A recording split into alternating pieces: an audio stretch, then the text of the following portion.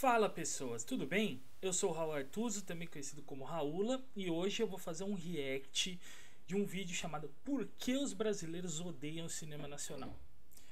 Vamos lá então. Como é que eu achei esse vídeo, né? Eu fui no YouTube, aí eu coloquei cinema brasileiro ruim na procura, e aí eu coloquei para ele me dar pela ordem de visualização. E aí apareceu esse vídeo do canal Refúgio Nerd. Só conferir. Refúgio Cult, tá? É um vídeo com mais de 198 mil visualizações. Eu não vi o vídeo, então a gente vai ver junto aqui pela primeira vez. E aí a minha ideia é como no outro react que eu já fiz, né? Que a ideia é um pouco debater com o vídeo. Não é aqui pra fazer simplesmente ficar fazendo piadinha com quem fez o vídeo, ou então humilhação. A gente discutir um pouco, debater esse tema sobre cinema nacional, né? Por que as pessoas acham que o cinema brasileiro é ruim e por que elas não gostam, supostamente. Então, vamos lá pro react. Antes da gente começar, pedir para assinar o canal para não perder os próximos vídeos e também deixar o seu like aqui, deixar comentários, sugestões, críticas. Se tiver alguma sugestão de vídeo que queira que eu faça um react, deixa aqui embaixo que eu estarei de olho. Eu quero fazer ainda mais reacts sobre cinema, tá bom? Então vamos lá pro vídeo. Tem um carro de som aqui na frente da onde eu moro gritando há mais de uma hora. Então, como é que grava? Como é que grava? Se brasileiro é... No Brasil existem dois tipos de brasileiro em relação ao cinema daqui. Ou aqueles que gostam muito, que admiram, que vai lá, procura um monte de pérola nacional, ou aqueles que falam assim, cinema nacional não presta, é só porcaria. Você já parou para pensar por que essas pessoas não gostam nem um pouco do cinema nacional? Hoje a gente vai Já parei muitas vezes para pensar. Analisar o porquê desse desgosto todo.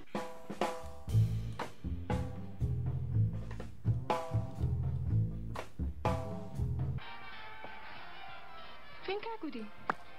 Vem. Vem. Você... Eu acho bom ele, na verdade, nomear por que os brasileiros odeiam o cinema brasileiro. Eu acho já um ponto de partida, para mim, bastante interessante, né? Não sei por que os brasileiros acham o cinema brasileiro ruim, mas por que eles odeiam. O que traz para um ponto subjetivo e não... uma certa ideia de subjetividade do público e não necessariamente das obras em si. Para quem não sabe, aquele trecho do início é Amor Estranho Amor, do Walter Hugo Cury com a Xuxa. Sejam todos muito bem-vindos a mais um Refúgio Cult, meus amigos, e eu já vou falar. Eu gosto bastante do cinema nacional. Eu já assisti várias preciosidades aqui do nosso cinema. É óbvio que a gente tem um lado com vários filmes ruins, filmes mal produzidos, filmes feitos para serem apenas blockbusters nacionais, mas aí muita gente não enxerga o outro lado também, o lado mais independente, menos conhecido. Como toda cinematografia, diga-se de passagem. E eu tava parando para pensar o que eu ia gravar e eu cheguei nesse assunto. E eu cheguei em 3 pontos do porquê muita gente aqui no Brasil fala que os filmes daqui não são nada bons, que os filmes aqui só tem porcaria, patifaria, coisas superficiais. Então, vamos... Já tem um julgamento de valor em colocar até que a sorte nos separe aí, né? 3 pontos, vamos ver os 3 pontos. Eu acho 3 pouco, mas vamos lá. Tentar entender. O primeiro ponto que eu cheguei é porque as pessoas têm muito aquela mentalidade que os filmes daqui só tem gente pelada, só tem gente fazendo isso aqui, coisas, né, da bagaceira.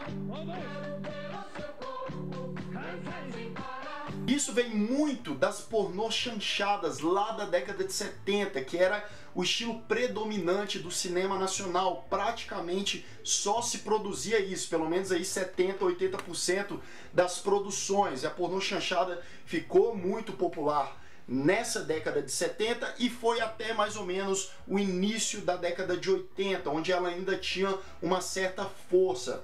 E o mais interessante é que a pornô chanchada começou ali no início da década de 70, se baseando muito nas produções italianas que tinham um certo erotismo envolvido com comédia, e começou mais light. Aí, até o final da década de 70 e início da década de 80, as produções foram ficando cada vez mais pesadas, mostrando as coisas ali sem muito pudor. Então as pessoas ainda têm muito essa visão lá daquela época, né? Porque esses filmes ainda são bastante comentados hoje, apesar desse movimento ter perdido a força há várias décadas atrás. Afinal, o gênero ele foi se desgastando muito. Depois de mais ou menos 15 anos dessa predominância, não tinha muito para onde ir.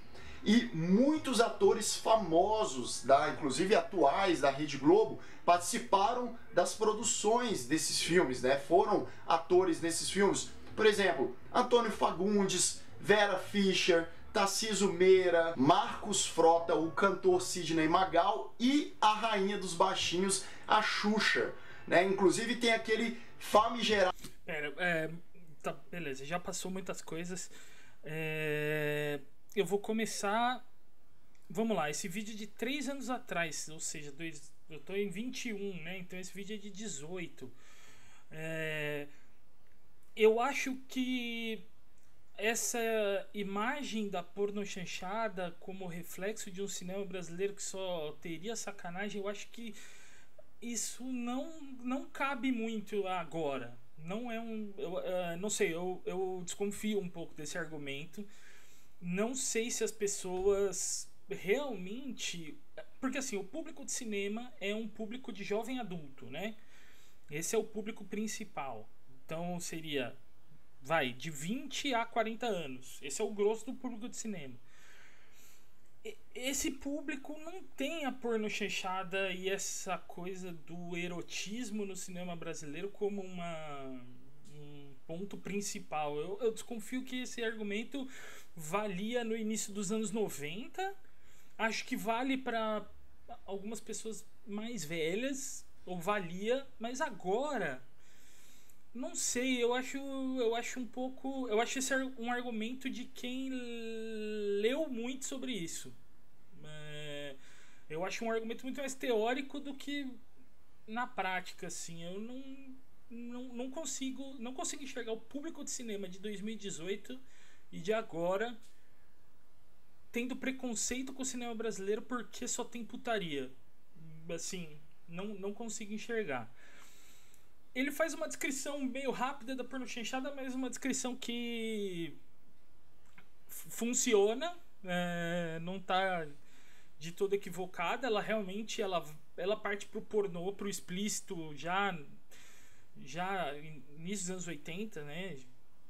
Até o fim dos anos 80, pro explícito, tanto que os cinemas da região do centro de São Paulo, que é onde se concentrava a produção da Boca do Lixo e da pornochanchada, eles viraram cinema pornô logo em seguida. Foi um caminho até meio automático. Uma coisa que eu acho que aí é uma confusão normal, eu acho que ele confunde um pouco toda a produção da Boca do Lixo com pornochanchada.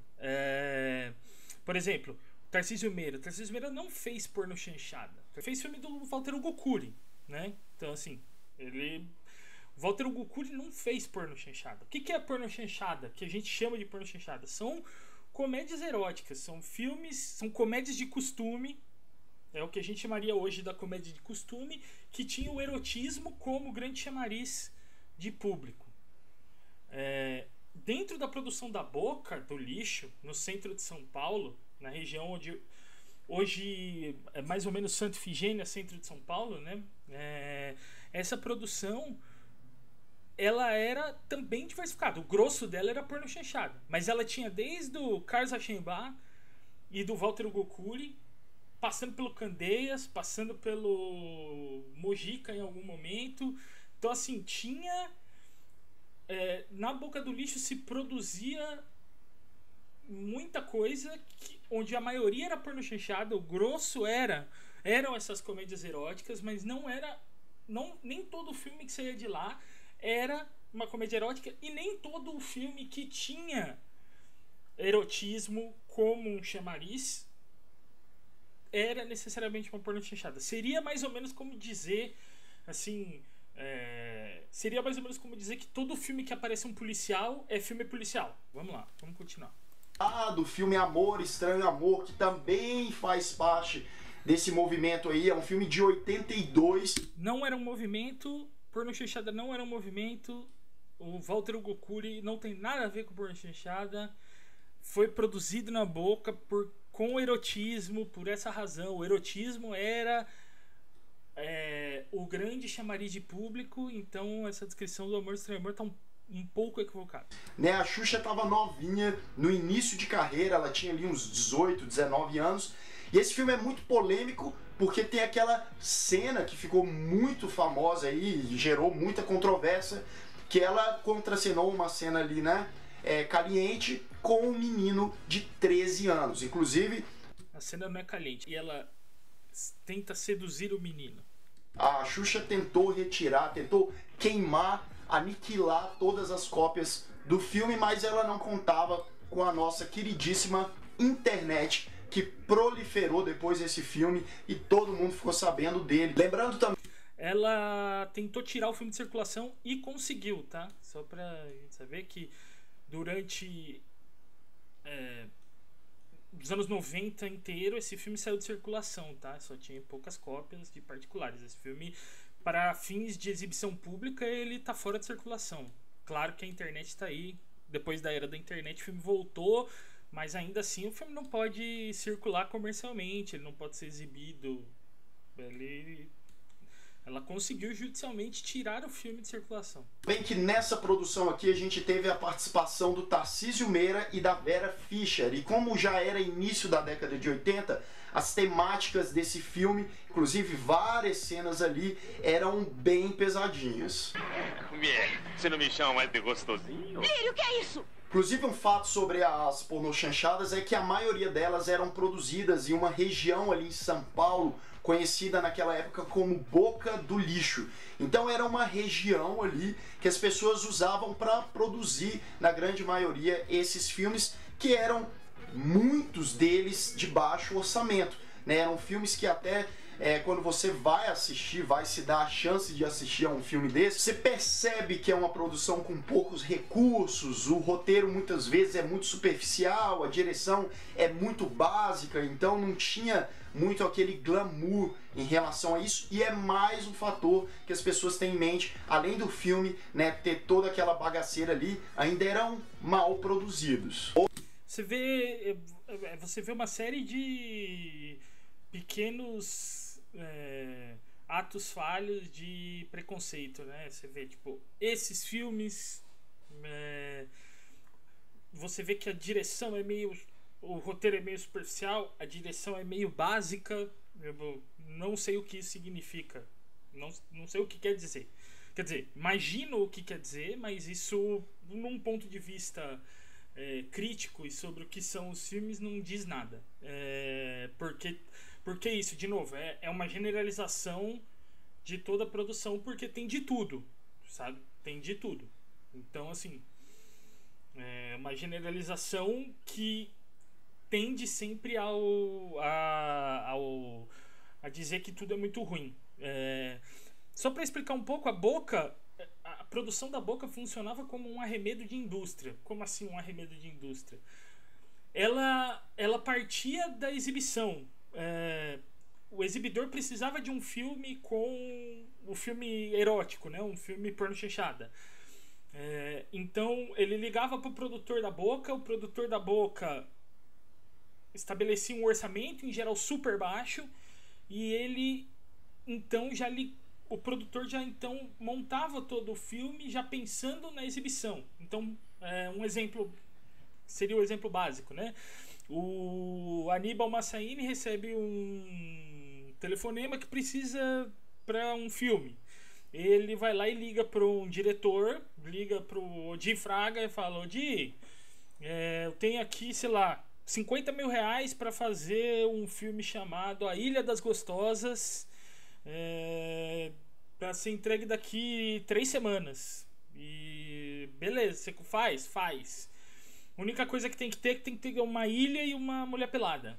E aí ele fazia o filme e em 3 semanas entregava, e isso já ia para os cinemas. Então a cadeia funcionava um pouco como uma cadeia industrial, entre aspas, né? Mas num arremedo, feita com baixo orçamento. Eu falei que é arremedo porque no fundo era isso, era uma cadeia muito frágil, que existia a partir de abuso de trabalho, né, com baixíssimo orçamento, não se importando muito com a cadeia em si, tinha uma coisa de oportunidade mesmo. Então, tanto que ela se desfez, né? Ela acabou no fim dos anos 80. Então, assim, funcionava como um arremedo de indústria, e como toda indústria, a maioria das coisas que eram feitas eram lixo, eram feitas para ser descartado, tá? Assim como Hollywood, a maioria das coisas em Hollywood é feita para ganhar dinheiro naquele momento e depois ser descartado. Até eu acho que tem um termo muito bom, que é o cinema de consumo, que eu chamaria de cinema de consumo imediato, tá? Eu ouvi isso uma vez com relação à música, né? Seria a música de consumo imediato. E eu acho que é bem melhor do que cinema comercial. É o cinema de consumo imediato. É feito para dar todo o dinheiro possível muito rapidamente e depois ninguém mais lembrar dele. Então vamos continuar com o vídeo. Outros filmes desse gênero também que ficaram bem famosos foram Coisa Boa é Nossa Empregada, de 73, O Bom Marido, de 78, Das Tripas Corações, de 1980. O nome é Das Tripas Coração e não é uma porno chanchada, mais uma vez, né? Aliás, isso aqui é o completo equívoco. É um filme da Ana Carolina, não tem nada de porno chanchada, o erotismo tá em jogo, mas é outra coisa, não tem nada a ver. 2, O Homem de Itu, 1979, Amante Latino, também desse mesmo ano, Um Pistoleiro Chamado Papaco, de 1986. Inclusive, esse filme do pistoleiro aqui, de 86, é um filme, rapaz, é um filme que já passa de porno chanchada para uma outra coisa. Inclusive, estava bem no final do movimento ali. Então, que outra coisa é essa, né? De novo, ele usa a palavra movimento e, de novo, não é um movimento, assim, é um gênero cinematográfico. Não é um movimento. A palavra tá errada. Eu sei que ele não tá pensando como um movimento organizado. Ele deixou claro na fala que não tá pensando como um movimento organizado, mas não é um movimento. Você vê também que os nomes não eram nada criativos e sempre iam para esse lado mais quente. De novo, né? Preconceito aí, tá? Eu acho os nomes bem criativos, na verdade. Porra! Tudo isso? E daí? Sou mulher até debaixo d'água. Bem, o nosso segundo tópico para as pessoas... Então, assim, antes dele ir pro segundo tópico, esse primeiro tópico eu não compro muito essa ideia não, tá? Só pra... reforçando. Acho que a porno chanchada já tá muito distante pro público de agora ter isso em mente. Acho esse primeiro ponto furado. Não gostarem muito do cinema nacional é em relação à Globo. E eu admito que ela tem sim uma certa parcela de culpa. Mas aí também é uma questão de gosto, é uma questão comercial. Porque a gente sabe que a Globo todo ano lança uma penca de comédia nacional, aquelas comédias que muitas vezes usam os próprios atores dela e tem aquelas piadinhas batidas, são aquelas comédias pastelonas. Elas têm público? Óbvio que elas têm público. Se você gosta, né, você gosta, é um gosto seu. Mas elas são responsáveis para muita gente também virar a cara pro cinema, porque acha que, digamos, 90% do cinema nacional é baseado nessas produções. Afinal, a propaganda desses filmes é muito forte na internet, na própria TV Globo. Então o tempo todo você tem passando imagens desses filmes, propagandas mesmo, trailers, né? Então é um tipo de filme que eu confesso que eu não gosto muito. Talvez aí a cada 10 filmes desses de comédia nacional, eu gosto ali de 1, 2 e olhe lá. É claro que qualquer um pode ir no cinema e assistir o que bem entender, mas é válido lembrar que essas produções de comédia nacional da Globo são feitas principalmente pro público que assiste a TV Globo, pro pessoal mais velho que gosta de novela, que assiste jornal. Então assim, né, eles meio que já têm um target ali quando eles produzem essa comédia. De novo, o grosso do público são jovens adultos. Então essa ideia do final... vou voltar no argumento inteiro. A questão da Globo, sim, ela não é a maioria dos filmes brasileiros, né? A maioria dos filmes brasileiros não são comédia. Eles são uma fatia que é até minoritária da produção de longa-metragem. Mas é o carro-chefe de público, em geral. Tipo, é o que todo ano são comédias. Basicamente, anualmente as comédias fazem o grosso do público de cinema brasileiro. Sim, eles têm a questão do lançamento da Globo, mas a Globo, na verdade, é uma relação um pouco mais complicada. A Globo tem um monopólio de televisão que não tem em nenhum país do mundo. Um filme brasileiro hoje, para alcançar um público de mais de 1 milhão de espectadores, tem que ter um lançamento Globo Filmes. Então, assim, isso vale para as comédias, isso vale pro Tropa de Elite, isso vale pro Cidade de Deus, isso vale pro Bacurau. Esses filmes dependem da divulgação do espaço de mídia da Globo para ter o tipo de lançamento que tem. Então, assim, mais uma vez, é uma contradição, mas assim, acontece. As comédias de costume dão muito público. Aí, de novo, acho que aí tem um problema no argumento, que essas comédias dão público. E esse é o público consumidor de cinema brasileiro. Então, quem são as pessoas que ele diz que odeiam o cinema brasileiro? Quem odeia o cinema brasileiro? Se as pessoas que vão ver os filmes da Globo, por exemplo, 5 milhões de pessoas que vão ver Minha Mãe é uma Peça 3. Se esses 5 milhões de pessoas não estão nas pessoas que odeiam o cinema nacional, quem odeia o cinema nacional? Acho que é uma pergunta a se fazer. Seria um público meio nerd, um público que gosta de Star Wars, por exemplo, não gosta de cinema nacional? Isso, assim, é meio vago. Eu acho que porque os brasileiros odeiam o cinema nacional, que brasileiros são esses que odeiam o cinema nacional? Esse argumento me desperta essa pergunta.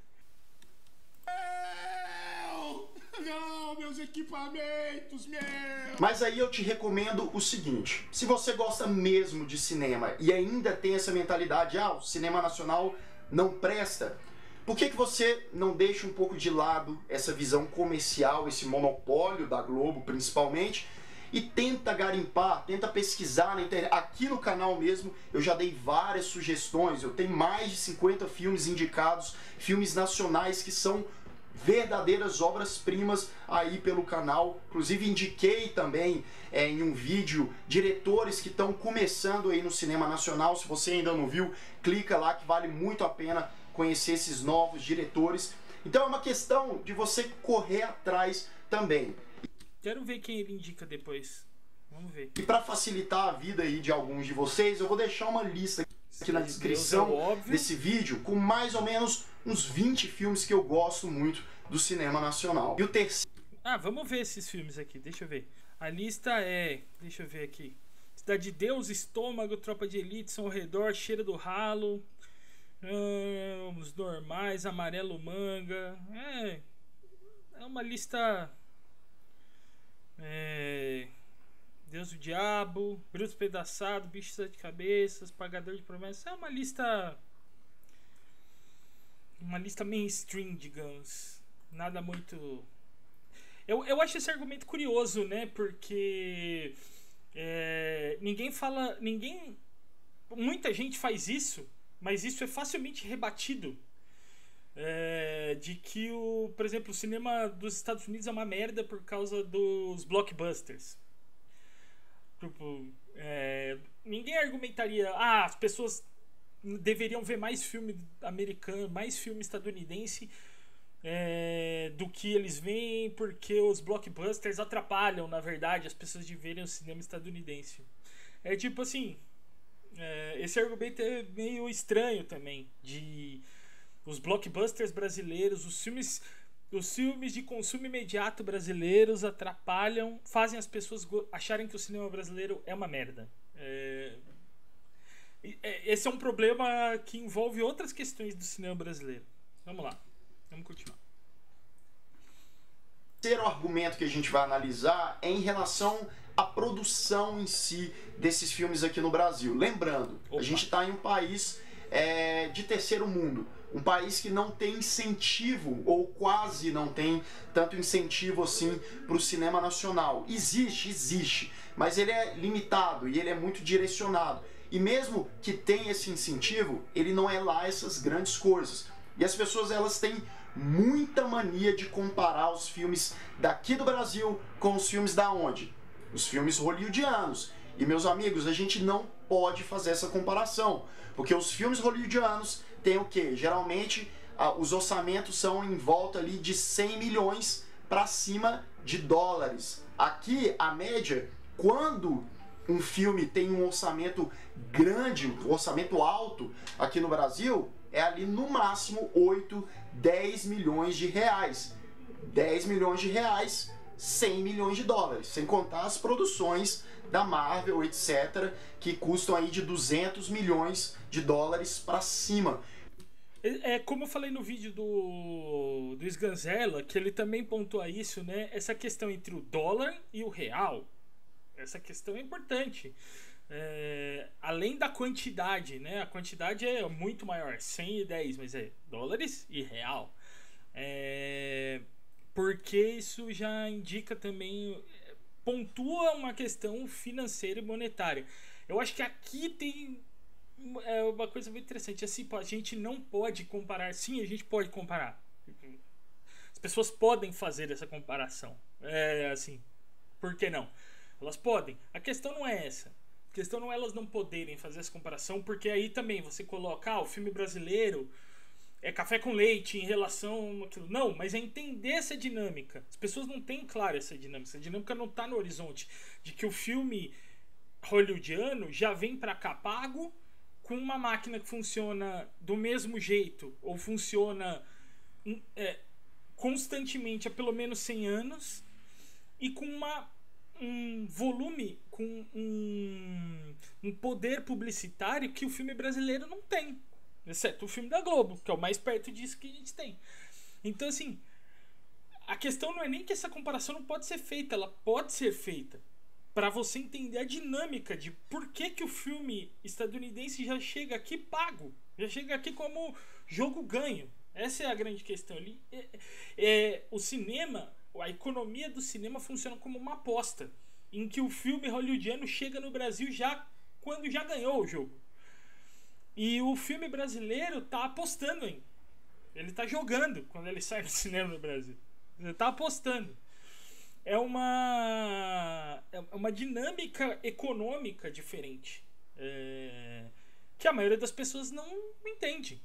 E aí, quando você simplesmente colocar o filme hollywoodiano é bem produzido e o filme brasileiro não, primeiro, em relação ao quê? Em relação a uma expectativa de cinema hollywoodiano. E segundo, esse filme já está aprovado.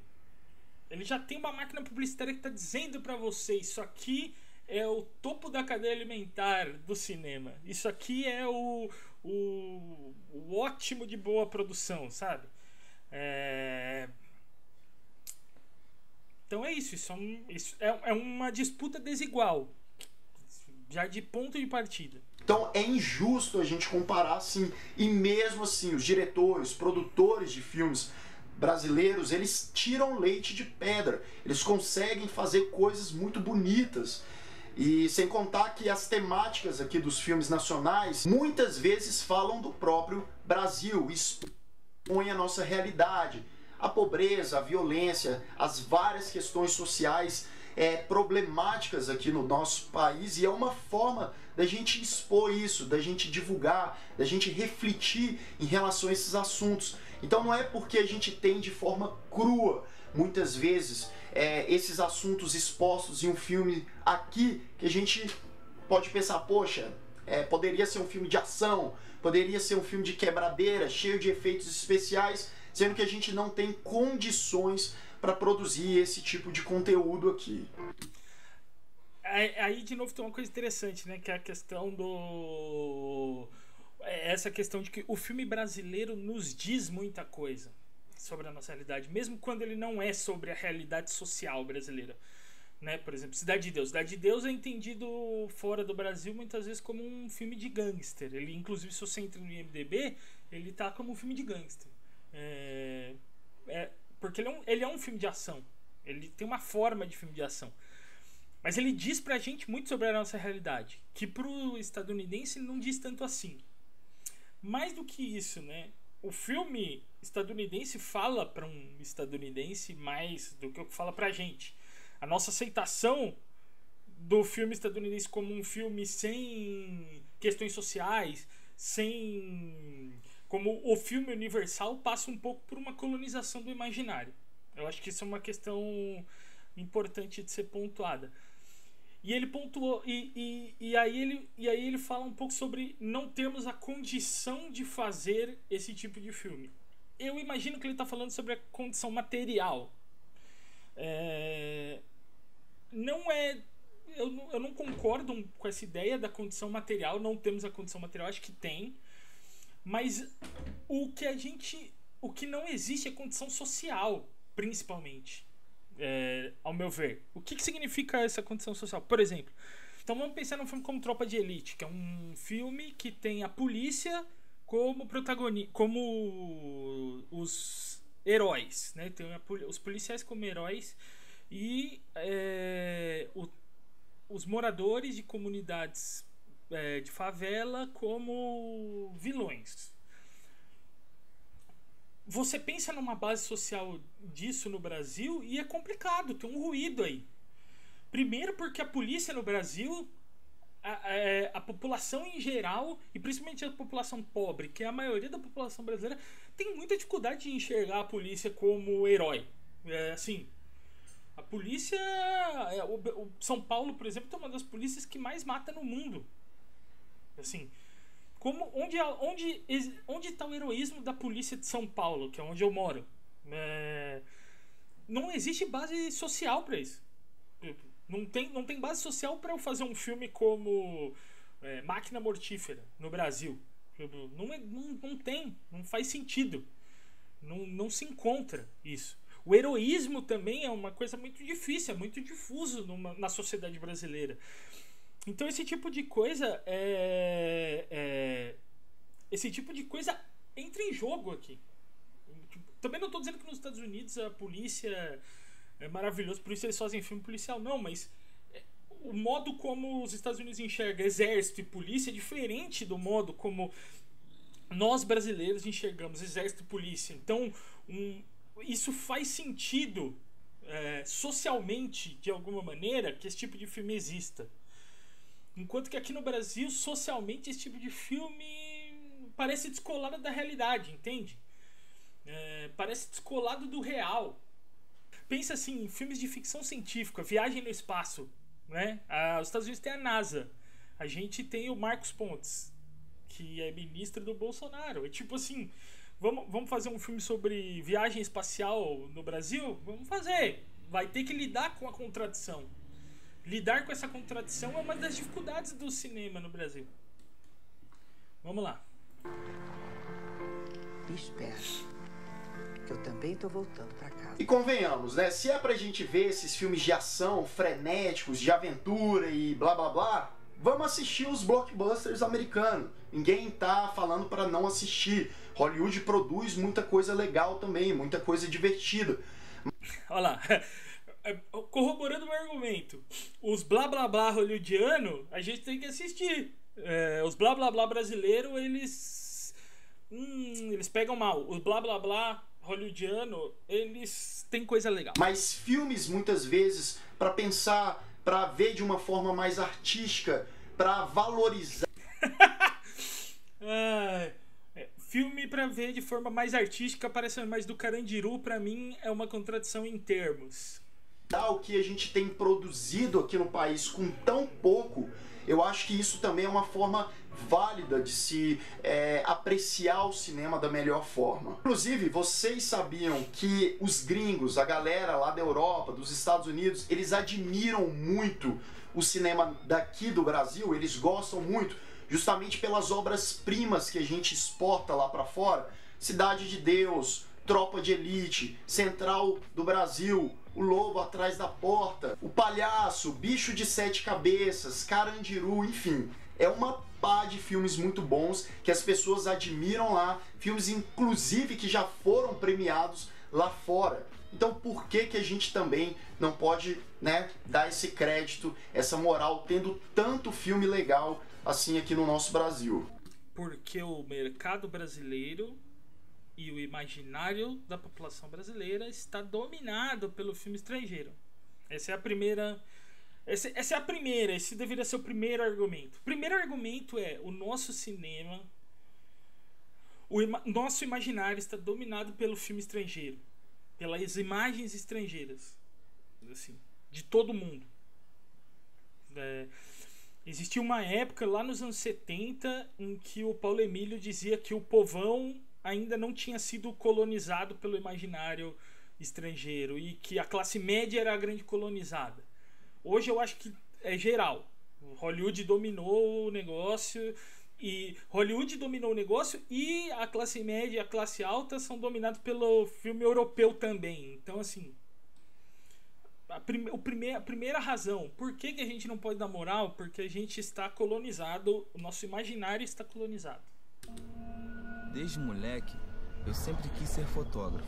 Bem, é isso, galera. Essa foi uma leve reflexão em relação à nossa visão quanto ao nosso próprio cinema. E agora eu quero saber de vocês. Vocês gostam muito aqui do cinema nacional? Ou vocês acham mais ou menos, meia boca? Ou você realmente não gosta, não consegue se adaptar? Quais são os filmes que você mais admira? Os filmes que você conhece? Os filmes que você teve oportunidade de assistir? Isso é importante ver também. Ele acabou de falar, né?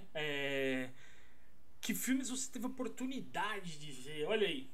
Você entende? Tipo, você pensar que você precisa ter a oportunidade de ver o cinema feito no seu próprio país, ou seja, que é uma questão de que isso tem que ser oportuno, já dá a dimensão do quanto que a coisa já não funciona, o quanto que essa relação já é truncada entre filme, público, entre filme e público, né?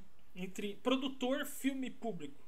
Essa relação é um curto-circuito muito difícil, tem um nó aí muito difícil de desatar. Se você ainda não é inscrito aqui no canal, se inscreva aqui embaixo, clique no sininho para receber todas as notificações e deixe o seu like, que ajuda bastante o trabalho aqui do Refúgio Cult. Eu vou ficando por aqui, um grande abraço e até mais. Então, eu acho isso... Achei um vídeo bem interessante, porque ele ataca um pouco... Ele faz só em 3 questões, é lógico, não dá pra... Tem muitas questões envolvidas, tem questões históricas do cinema, tem questões do imaginário que não foram tocadas. Por exemplo, né, eu acho essa a principal. Tipo, ele tocou nessa questão para falar de outra, que é a questão da comparação, mas primeiro, né, o nosso imaginário é dominado pelo produto estrangeiro. Essa é a primeira questão. Essa seria meu primeiro argumento. Mas me parece essa visão que ela circunda o problema sempre, né? Ela tá na camada aparente do problema, que é por que essa relação não se dá. Enquanto que tem questões de ordem política, tem questões de ordem econômica que ele tocou no último argumento, né? O dólar, o tamanho dos orçamentos. Mas, por exemplo, não toca na questão de que o filme estrangeiro chega aqui pago, né? Chega aqui com jogo ganho, com a máquina publicitária já feita no mundo inteiro. Tem questões políticas. O mercado é dominado pelo filme hollywoodiano. O cinema brasileiro não tem essa força. Como é que você barra a entrada do filme estrangeiro no Brasil para proteger o seu mercado, por exemplo, e recebe como retaliação uma proteção de mercado em algo que é importante para a economia brasileira? Querendo dizer o seguinte, vamos supor que amanhã em 2023 entre um governo que fale agora, só 30% do mercado audiovisual pode ser dedicado ao cinema de um mesmo país estrangeiro. Então, Hollywood só vai poder dominar no máximo 30% do mercado. Na hora, o Departamento de Estado lá dos Estados Unidos vai, por exemplo, restringir a entrada da laranja brasileira nos Estados Unidos. E aí, cara, essa medida vai cair, porque a exportação de laranja é muito mais importante do que o mercado audiovisual para filmes brasileiros. Então, assim, essas questões, por exemplo, são muito importantes. Os Estados Unidos protegem o cinema do seu país. Por que o Brasil não protege? Outra questão, que é uma questão que, por exemplo, na classe média e alta e no meio cinematográfico é muito polêmica, a questão da legendagem. Os filmes brasileiros, os filmes estrangeiros são legendados e não dublados. Vários lugares do mundo eles são obrigatoriamente dublados. No Brasil não. E tem uma polêmica sobre isso, né? A classe média, por exemplo, meus amigos, a gente gosta de ver filme estrangeiro legendado e não dublado. Dublar os filmes parece uma bobagem, mas isso acostuma você a ver o filme estrangeiro na sua própria língua. Isso acostuma você com a sua própria língua, a ver as imagens com a sua própria língua. E no Brasil isso, nos cinemas, isso não é historicamente feito, né? Então, assim, tem muitas questões que podem ser levantadas. Eu acho as 3 questões aqui, a terceira me interessa mais. A segunda acho discutível. A primeira, realmente, acho que é uma questão de quem leu muito sobre o assunto, mas não vejo isso como algo concreto, assim. Então, acho uma discussão muito interessante. Por quê? Porque já é uma discussão, o ponto de partida já é interessante, né? De por que um povo acha o cinema do seu próprio país ruim? Ou odeia o próprio cinema. Não sei se essa discussão cabe em outros lugares do mundo, né? E por que essa discussão não cabe para o cinema, por exemplo, dos Estados Unidos? Porque esses mesmos argumentos poderiam valer para questões do cinema hollywoodiano. E a gente podia estar aqui discutindo por que os brasileiros odeiam o cinema dos Estados Unidos. E não. Pelo contrário, nós amamos o cinema dos Estados Unidos. Em suas várias vertentes, né? E é aí que começa a questão mais complicada da colonização do imaginário. Beleza? Então, pessoal, vou encerrando aqui. Já deu vídeo longo. Espero que vocês tenham gostado. Se curtiu, deixa o seu like, deixe seu comentário e se inscreva no canal para mais conteúdo sobre cinema aqui no futuro do meu canal. Se você quiser o react de algum vídeo, deixa o link aqui embaixo que eu vou fazer outros reacts ainda, beleza? Então é isso, tchau, tchau!